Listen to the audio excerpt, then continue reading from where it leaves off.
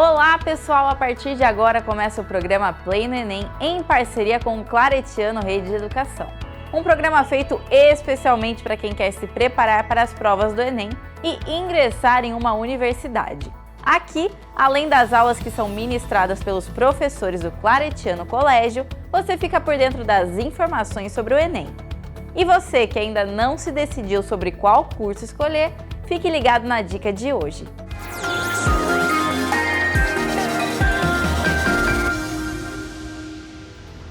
Olá, eu sou a Rayane e hoje eu tô aqui para dar uma dica para vocês. E hoje a gente vai falar um pouquinho sobre o curso de Estética. E quem tá aqui comigo é a professora Ana Deli, que vai contar um pouco como é a experiência das alunas aqui no Laboratório de Estética. Bom, o curso de Estética aqui do Claretiano, ele pensa sobre as práticas desde já do primeiro semestre. Iniciando o primeiro semestre, as alunas já têm contato com todos os nossos laboratórios, o que é um grande benefício que elas têm, né? Então a gente começa nesse que a gente está, com aulas práticas de maquiagem e visagismo, por exemplo, e posteriormente elas vão avançando tanto em conteúdo teórico quanto em conteúdo prático, tendo várias aulas práticas no semestre, o que eu acredito que deixem elas bem felizes, porque hoje nós vivemos em um mundo muito prático. As alunas também fazem atendimentos durante o estágio em outros ambientes fora da unidade aqui do Claretiano? Sim, posteriormente a essas práticas que elas fazem nelas mesmas, nós abrimos a prática do estágio em laboratório, onde a comunidade chega para nós, mas essas alunas também têm, através do apoio acadêmico, da carreira acadêmica, a possibilidade de fazer um estágio fora daqui. E a maioria acaba fazendo também. As pessoas fora também podem vir aqui ter atendimento aqui nos laboratórios de estética? Abre a agenda para isso também, né? Sim, nós atendemos a comunidade e também a comunidade aqui do próprio Claretiano, o que faz com que os empregados daqui também fiquem muito mais felizes e satisfeitos em trabalhar também aqui. Muito bacana. Ficou interessado? Quer saber mais? Acesse o site do Claretiano.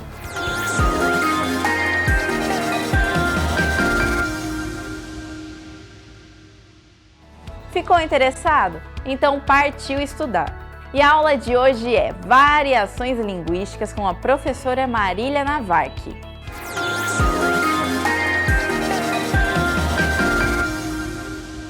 Olá pessoal, eu sou a professora Marília e hoje estou aqui no Play no Enem para nós falarmos sobre variações linguísticas. As variações linguísticas são um assunto muito explorado pelos vestibulares e pelo Enem. E quando a gente pensa que o nosso Brasil é tão imenso, tão gigante e com tanta diversidade cultural, religiosa, né? Enfim, nós podemos começar a pensar em como é que acontece a comunicação nessas diferentes regiões do país e como é que nós exploramos a linguagem. Tudo bem? Então, o que são as variações linguísticas, né? Nós temos muitos fatores que acabam por delimitar essas diferenças, como região, né, idade, grupos sociais. E nós vamos dar uma passadinha aqui hoje para vermos quais são, né, em que níveis essas variações acontecem, como elas acontecem e como é que a gente pode esperar que elas apareçam aí nos vestibulares, tudo bem? Então, as variantes linguísticas, nós vamos começar por elas. Nenhuma língua, então, é falada de maneira uniforme. A gente pode pensar nessa diferença em muitos níveis, nós vamos dar uma olhadinha em cada um deles, e aqui é muito interessante falar sobre as variantes linguísticas ali dentro das variações, porque a gente percebe que não precisa ir muito longe, né? Até se de repente a gente conversa com pessoas de uma cidade vizinha, tem um sotaquezinho ali que é diferente, tem a forma de falar, aquilo que também nós falamos, nossa, mas aqui a gente não fala assim. Então não é algo que está longe. As variações linguísticas e as variantes linguísticas, elas estão no nosso cotidiano todos os dias. E aqui a gente fala e entra um pouquinho também em uma questão muito importante, que é a questão do preconceito linguístico. Muita gente sofre preconceito linguístico, mas até que ponto, né, a gente pode pensar nessa questão como uma influência. O nível fonético é o primeiro nível, então, que a gente vai ver aqui. Fono, né, relativo ao som, então, diz respeito a quando a palavra é pronunciada de uma maneira diferente. Então, quando você ouvir alguém falando, é o advogado, como, né, se houvesse um E na palavra, nós estamos falando de um nível fonético, um nível de escuta ali, que é como a pessoa sugere aquele som no momento em que ela fala. Advogado é com D mudo, então aqui a gente tem uma variação linguística em nível fonético. No Enem, nós podemos pensar em uma abordagem social também, de quem são essas pessoas que falam assim e por que falam assim e como elas são recebidas pela sociedade. Então, a gente está vendo aqui esse aparato todo teórico, né, o nível fonético, e tem os outros níveis também, mas a gente pode começar já a dar aquela pensada e aquela analisada desse uso no dia a dia, tá bom? Porque é isso que o Enem exige. O Enem quer saber se você é um cidadão observador e crítico, tá? E aí a gente vem para o nível morfológico. Como é que acontece, então, a variação no nível morfológico? Quando eu tenho uma variação na forma, então a morfologia é a parte da língua portuguesa que estuda a forma das palavras. Então, quando vocês perceberem um uso, ao invés de 200 gramas de mortadela, 200 gramas de mortadela, vocês estarão diante de uma variação no nível morfológico. Visto que grama, ela pode ser a grama verdinha lá que está no pasto, e aí por isso a confusão, e pode ser no substantivo feminino, né, pessoal? E pode ser também o grama, que diz respeito ali ao peso, ao quilo e ao que a gente deveria, né, do ponto de vista da norma culta, utilizar, né, para nos referirmos ali a peso, tá bom? Então esse foi o nível morfológico. O nível sintático, então, só para quem não lembra, a sintaxe é a parte da gramática que estuda as relações entre os elementos ali do enunciado. Então, o nível sintático, por exemplo, ele traz aqueles conteúdos de objeto direto, objeto indireto, como é que o verbo se relaciona com seu complemento, tem preposição ali, não tem. E quando eu uso, né, quando eu uso algum termo e eu faço um desvio desse nível sintático, eu também estou dentro aqui dessa variante em nível sintático. Percebam este exemplo. Pessoa que gosto, pessoa de que gosto. Percebam que o verbo gostar é um verbo transitivo indireto. Então, ele exige a preposição de. Todas as vezes que nós usamos o verbo gostar, nós deveríamos usar um dezinho ali junto. Mas o que acontece no dia a dia e na fala? A gente deixa esse de lado, não é verdade? Porém, dentro da norma e dos preceitos ali da gramática, aquele de existe. Então, embora a gente possa pensar, nossa, eu nunca cometo nenhum desvio, às vezes os desvios são imperceptíveis. E o que é importante pensar é que no momento da prova, e no momento da prova do Enem ou das provas dos vestibulares, o que é exigido é que vocês tenham essa capacidade de entender que em determinado contexto você pode lançar mão da sua linguagem mais informal ali com seus amigos, mas em determinado contexto não. Em contextos formais, né, na escrita de textos formais, na escrita ali da redação do Enem, você precisa lançar mão ali do colocar o seu conhecimento linguístico ali da gramática em campo, né? Tem que pôr em jogo. Então aqui, pessoa que gosto, ao invés de pessoa de que gosto, é uma variante também e ela ocorre em nível sintático, tá bom? O nível lexical. Então o léxico é o conjunto de palavras que nós temos na nossa língua portuguesa, né? Aqui, falando da gente. E vocês sabem que nós somos muito, muito ricos de palavras. Nós temos uma quantidade assim imensa, né, de possibilidades para nos referirmos ao mesmo elemento. Então, o que é o nível lexical? É uma variação que não diz respeito a efetivamente um desvio da norma padrão, não é isso. Mas é o uso desses vocábulos diferentes para a gente se referir ao mesmo elemento. Por exemplo, lá em Portugal, ou em algumas zonas, né, os cogumelos são ou míscaros ou sanchas. Aqui no Brasil, a gente tem um exemplo muito bacana, que é o do aipim, né? Para mim pode ser uma porção de aipim, eu aceito uma de mandioca, por favor. Vou querer de macaxeira, que eu adoro. Então, é a mesma plantinha e nós temos todos esses nomes. Então, isso é a variação lexical. Eu exploro o léxico, eu exploro as palavras. E é muito bacana, no momento de escrever até essa redação, vocês lançarem mão de palavras diferentes, né? Para não ficar algo muito repetitivo. E a variação histórica. A variação histórica, como o próprio nome já nos traz, né, bem autoexplicativo,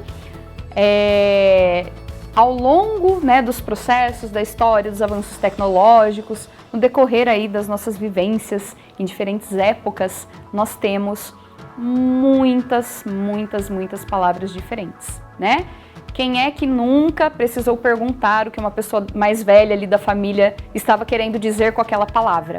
Ou ao contrário, ou algum termo novo aí que os jovens e os adolescentes trazem, né? E essa pessoa que é de uma outra geração pergunta também o que significa. Então, a língua é viva, ela vai sendo modificada, a gente vai construindo, e essa variação histórica, ela trata especificamente desses momentos diferentes, e isso aparece muito nesses contextos geracionais, tá?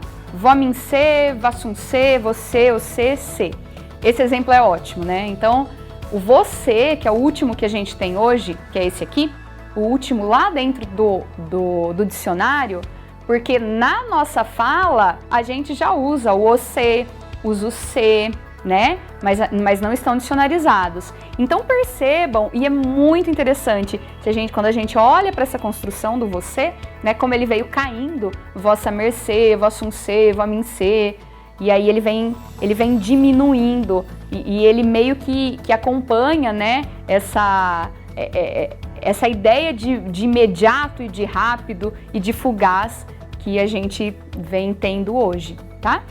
E antes de nós falarmos aqui da variação geográfica, é muito interessante a gente pensar nessa análise das relações na sociedade e de como a língua também acompanha essa evolução, né? Como eu disse, a prova do Enem, as provas dos vestibulares exigem que esses sujeitos sejam críticos. Então, não é difícil, né? É a coisa mais fácil vocês encontrarem questões que exploram, sim, o conhecimento teórico de vocês dos recursos linguísticos, mas que, sobretudo, vão tentar explorar a leitura que você faz desses fenômenos linguísticos com relação a esse panorama social, né? Aqui no Brasil, por exemplo.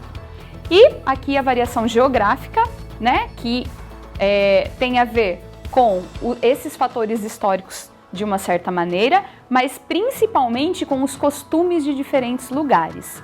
Tchê, ba, oxente, so, uai, oxe, ba, né? Então tem alguns aqui que a gente consegue reconhecer até qual é o estado, né? Como por exemplo ali, lá do sul, né? O tchê, o oxente, lá do Nordeste. Aqui em São Paulo, o pessoal usa muito o mano, né? E mais algumas outras palavrinhas que a gente percebe que são específicas daquela localidade e daquele contexto geográfico, né? Às vezes nós viajamos, fazemos viagens e a gente consegue, aqui no Brasil, e a gente consegue perceber a diferença que nós temos de um estado para outro, até de uma cidade para outra mesmo. Se a gente pensar na questão até do R, né?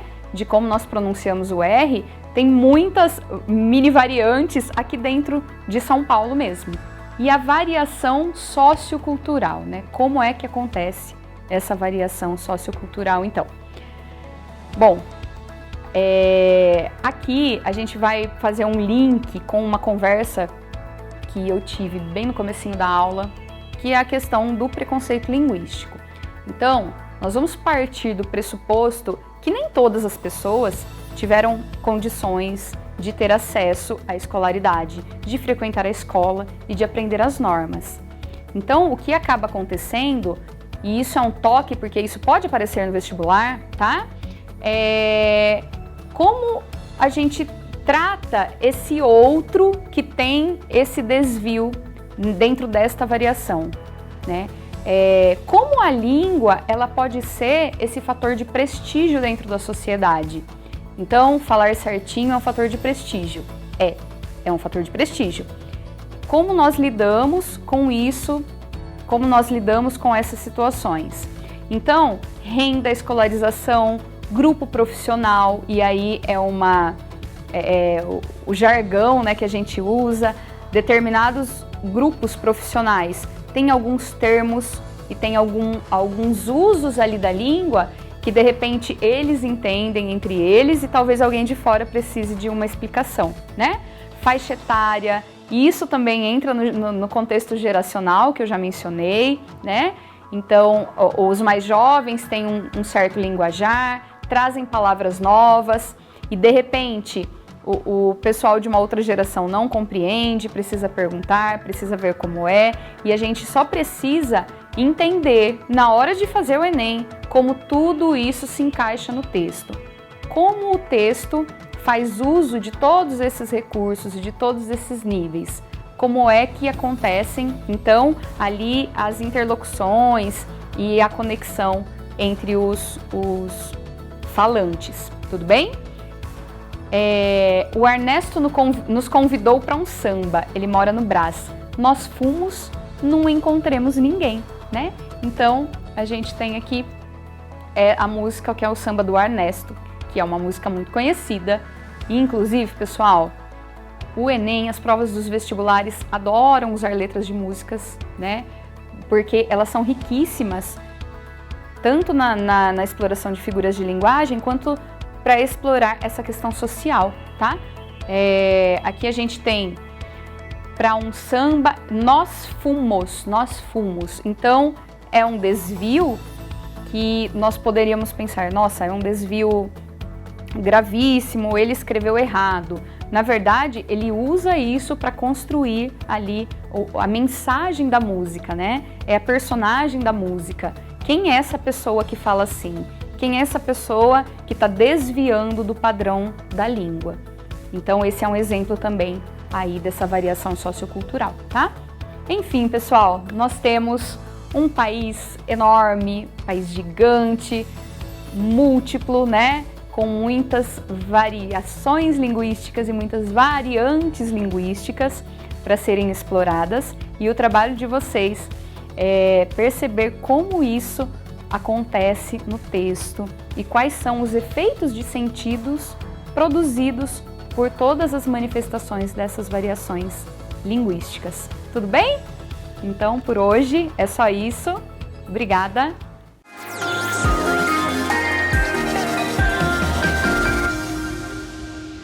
E a dica de hoje é: fique de olho nas atualidades.